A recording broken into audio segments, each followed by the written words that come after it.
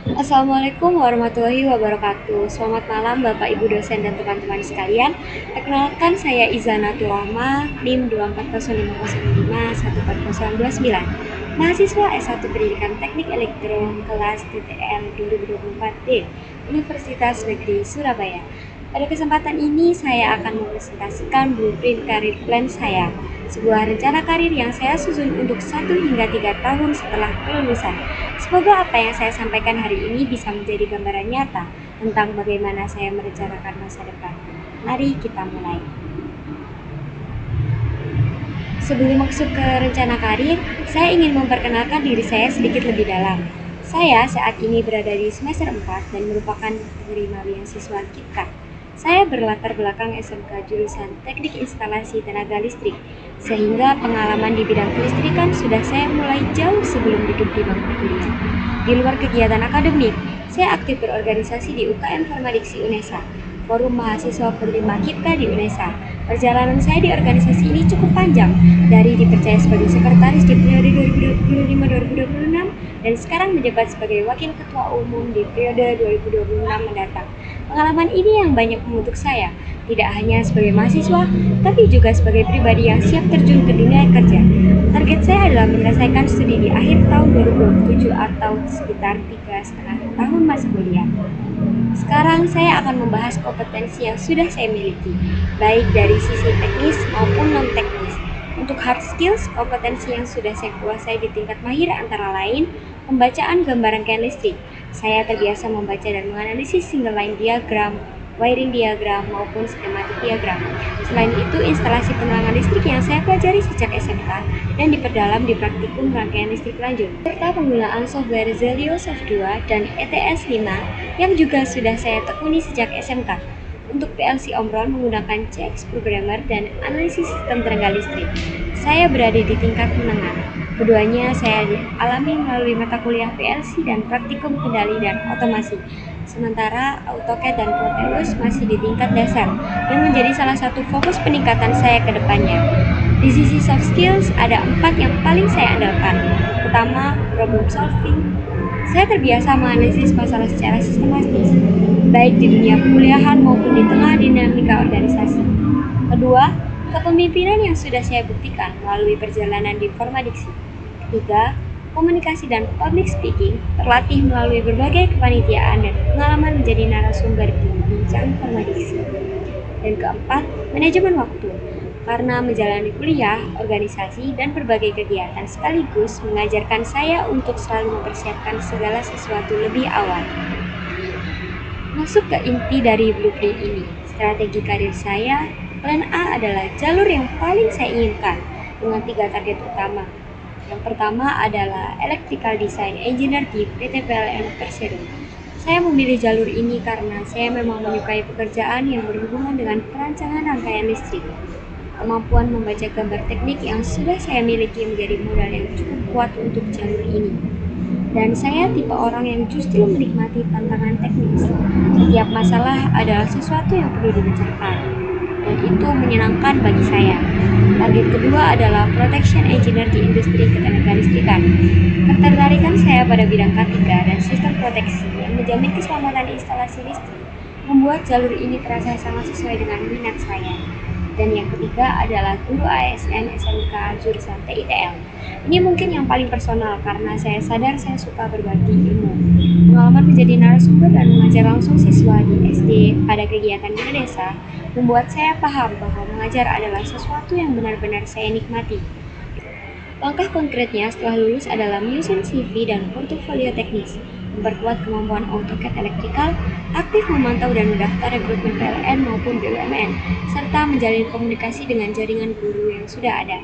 Jika dalam 6 bulan setelah lulus saya belum berhasil masuk ke jalur ini, saya akan memulai plan B, tapi bukan berarti plan A saya lepas. Keduanya akan tetap saya kejar secara bersamaan. Plan B adalah jalur alternatif yang saya siapkan jika plan A membutuhkan waktu yang lebih panjang. Ada 2 target utama di sini. Yang pertama adalah instruktur BLK di UPT BLK Surabaya. Jalur ini saya pilih karena sangat linear dengan latar belakang pendidikan teknik elektro yang sudah saya miliki, sekaligus menjadi tempat yang bagus untuk mengembangkan kemampuan mengajar secara lebih profesional dan terstruktur. Yang kedua adalah staf administrasi atau technical support di PT IPA Indonesia. Saya mempertimbangkan ini karena saya pernah magang di sana, jadi saya sudah punya gambaran nyata tentang cara kerja, budaya perusahaan, dan apa yang mereka butuhkan dari tenaga kerja baru. Strategi utama saya di Plan B adalah memanfaatkan jaringan yang sudah ada, mulai dari alumni Farmadisi, jaringan Unisa, hingga relasi dari masa magang. Selain itu, saya juga akan aktif mengikuti job fair dan mendaftar lewat platform rekrutmen seperti LinkedIn, Jobstreet, dan Cleans. Jika dalam 1 tahun di Plan B saya merasa tidak ada perkembangan yang berarti dan peluang ke Plan A juga belum tentu terlihat, maka saya akan beralih ke Plan C. Plan C adalah jalur cadangan yang saya rancang, bukan sebagai bentuk kegagalan, melainkan sebagai strategi untuk tetap bergerak maju dan membangun kompetensi dari arah yang berbeda. Ada 3 fokus utama. Yang pertama, mengambil sertifikasi K3, dimulai dari ahli K3 umum, kemudian dilanjutkan dengan ahli K3 listrik. Kebutuhan tenaga ahli di bidang keselamatan kerja semakin tinggi di dunia industri, dan sertifikasi ini membuka peluang karir di bidang HSE yang cukup menjanjikan. Kedua, membangun konten kreator industri teknik di TikTok dan Instagram. Saya percaya ilmu kelistrikan yang dikemas dengan cara yang menarik dan mudah dipahami memiliki pasar yang besar di media sosial, dan ini sekaligus menjadi cara saya terus berbagi ilmu yang memang saya sukai. Dan yang ketiga adalah mendaftar program S2 melalui jalur beasiswa, baik beasiswa unggulan Kemendikbud maupun beasiswa pasca sarjana UNESA. Ini adalah investasi jangka panjang yang akan memperkuat posisi karir saya di masa mendatang. Untuk mendukung ketiga plan yang sudah saya paparkan, saya menyusun roadmap peningkatan kompetisi selama 12 bulan ke depan setelah lulus. Di bulan pertama dan kedua, prioritas saya adalah kursus AutoCAD elektrikal secara intensif, karena ini adalah gap terbesar yang perlu segera saya tutup, terutama untuk mendukung Plan A. Bulan ketiga dan keempat saya alokasikan untuk pelatihan dan sertifikasi ahli K3 umum. Lanjut di bulan kelima dan keenam, untuk penguatan bahasa Inggris sebagai persiapan TOEFL atau IELTS. Bulan ke-7 dan ke-8 untuk mengambil sertifikasi ahli K3 listrik. Kemudian di bulan ke-9 dan ke-10 saya fokus menyusun portofolio teknis yang komprehensif. Dan di bulan terakhir yaitu bulan ke-11 dan ke-12 saya fokus pada persiapan rekrutmen, mulai dari simulasi tes BUMN, psikotes, hingga latihan wawancara. Semua ini saya susun bertahap agar bisa dijalankan satu persatu tanpa saling mengganggu. Pertanyaan terakhir yang perlu saya jawab adalah, mengapa saya yakin rencana ini realistis dan benar-benar bisa dieksekusi? Ada beberapa alasan yang mendasari keyakinan saya. Yang pertama, modal teknis yang saya miliki sudah relevan dan nyata kemampuan membaca gambar rangkaian dan instalasi listrik yang sudah di level mahir. Bukan sesuatu yang bisa dianggap biasa dan kecil, dan itu sudah saya buktikan sejak di jenjang SMK hingga kuliah. Kedua, soft skill saya bukan sekedar tulisan di atas kertas.